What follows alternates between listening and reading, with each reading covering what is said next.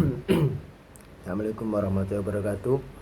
Saya Muhammad Nabil ini dari kelompok 8 ya. Akan sedikit menjelaskan tentang apa itu zakat tabungan deposito ya.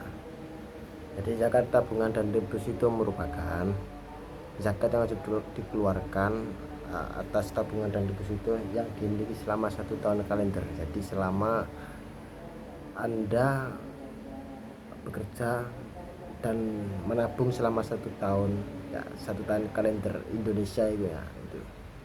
Jadi dan zakatnya itu dihitung sebesar 2,5% dari total nilai tabungan selama 1 tahun tadi.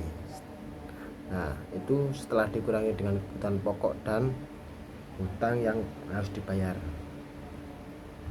Zakat tabungan dan deposito itu harus dikeluarkan setiap tahun pada saat tabungan dan deposito tersebut mencapai 1 tahun kalender. Nah, seperti itu. Anda menabung selama 1 tahun. Katakan tabungan atau deposito selama 1 tahun. Nah itu, dan kalau sudah mencapai nisab nanti akan di zakatnya itu 2,5%. Itu sudah bulat, sudah dipotong dari kebutuhan pokok, dari nah, lain-lain lah, pokok itu intinya tabungannya. Contohnya seperti apa ini, misalkan ya si Fulan memiliki tabungan dan deposito senilai 10 juta yang sudah dimiliki selama kebutuhan pokok dan hutang yang harus dibayar. Nilai bersih tabungan dan deposito tersebut 9 juta. Zakat yang harus dikeluarkan adalah 2,5%. Jadi 9 juta terus dikeluarkannya 2,5%. Jadi ya dikeluarkan sekitar 225.000. Itu 9 juta. Lalu bagaimana cara menghitung zakat untuk tabungan dan deposito jika selama setahun terdapat penambahan penarikan dana? Nah, gini, untuk menghitung zakat dan tabungan deposito jika selama setahun terdapat penambahan dan penarikan dana, itu perlu menghitung nilai tabungan dan deposito pada akhir tahun kalender. Anda nabung 1 tahun, total akhirnya nanti yang dihitung itu semua dari kebutuhan apa di total itu di akhir tahun kalender. Mulainya kapan diingat, akhirnya kapan.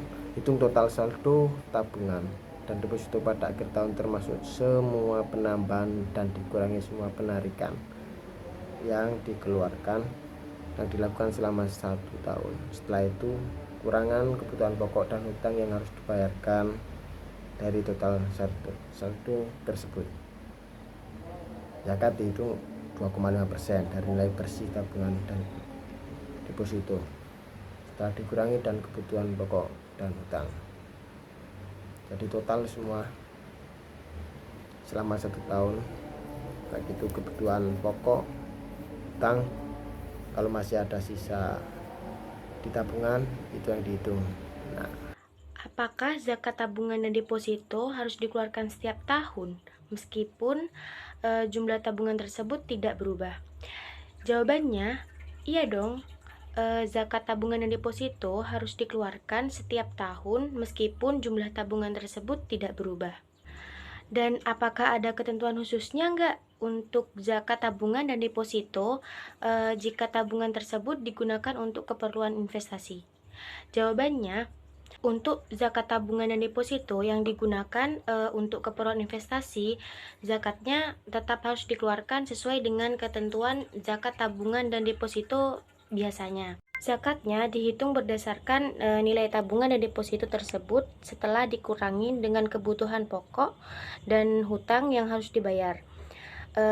Juga tidak termasuk nilai investasi.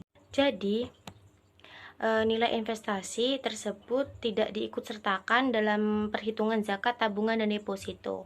Oh iya, kalau mau bayar zakat tabungan dan deposito itu apa harus secara tunai atau mungkin bisa transfer ke lembaga amil zakat?